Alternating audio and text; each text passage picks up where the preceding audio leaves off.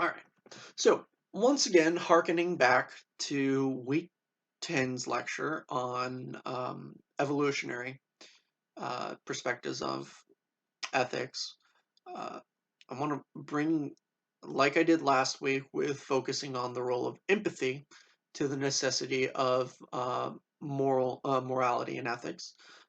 Now I want to bring focus to one of those other holy trinities, one of the other members of the Holy Trinity of exaptations, language, right? Language is very, very important to a lot of our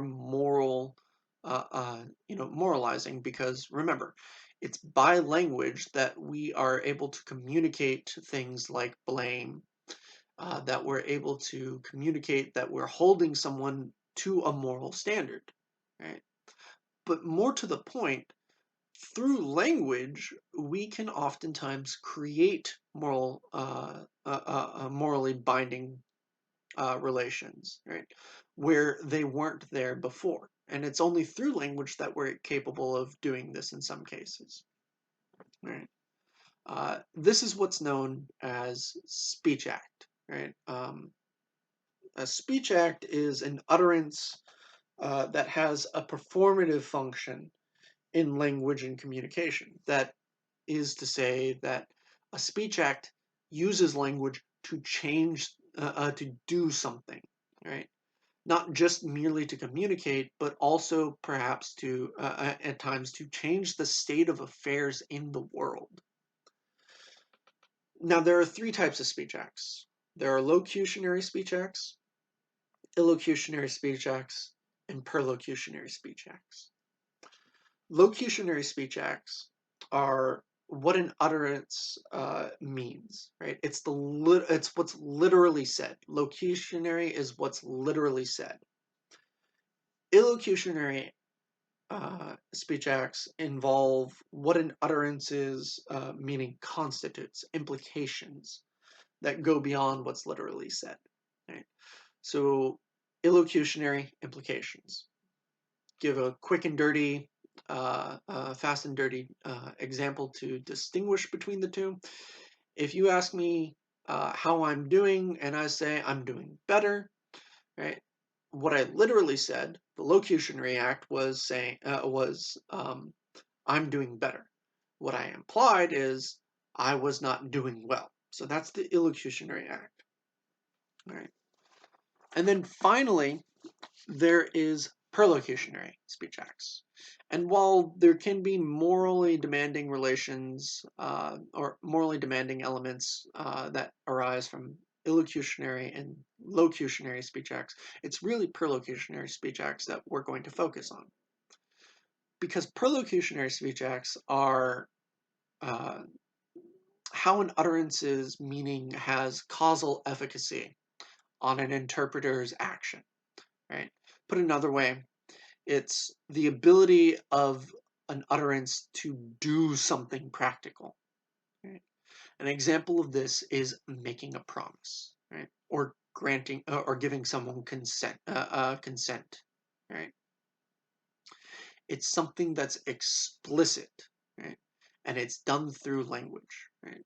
Another example, wedding vows. Right? Wedding vows are just complicated forms of giving a promise, but leaving aside, that romantic interpretation, what are you doing?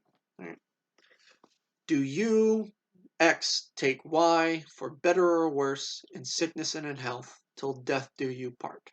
Yes, I do. Right? What's that? That's a declaration, a promise. Right? That's a declaration of intent in the form of a promise. Right? And do you, Y, take X for better or for worse in sickness or in health till death do you part? I do. Right? You have a mutual promise. Right? You've changed the state of affairs in the world by giving these wedding vows. Right? They're vows, promise to uphold. And what is divorce but the acknowledgement that you no longer want to be mutually held to these vows, right? You're asking the other person to release you from them, right? I'm such a romantic. But yeah, so this is a good example of a perlocutionary speech act. Now, with a lot of perlocutionary speech acts, there's usually some degree of social function or power involved, right? Such as the case with a wedding, right? Um, you can just make those promises and live out your life without ever actually having a wedding with someone, right? But you would not be legally married, right? The legal act of marriage is one that requires a state officiant, someone who has been granted the power by a governing body to officiate a marriage for the sake of claiming tax deductions and whatnot. Right? Uh, Claiming another person on your taxes. Right? So that's a state side of it, right? Social aspect and power of it that goes beyond just the making a promise bit, right? That makes a wedding extra special or extra perlocutionary. I don't know. Um, but yeah, so there's an element of it that's not just bound up in the promising, right?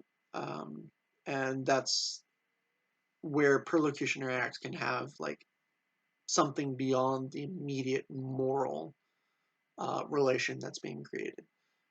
We're going to ignore such extra moral elements because we're not really talking about the creation of,